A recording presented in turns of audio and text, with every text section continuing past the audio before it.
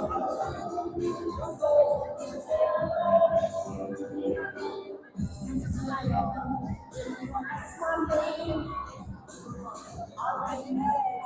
po sa ating yun and Vice Mayor. Sa sobrang busy nila na isingin tayo ngayong araw. Maraming salamat.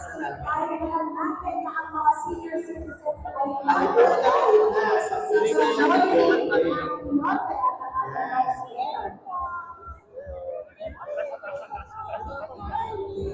Yorme, makakita natin sila ng bagong pustiso, kaya lahat yan nakasmile ngayon.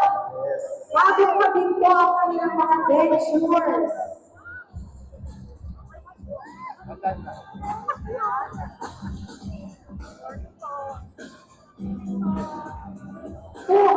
Beneficiaries po ang ating nabibigyan ngayon sa program from District 1 to 6. Cost courtesy of MHB Oscar Powerhouse at JL1.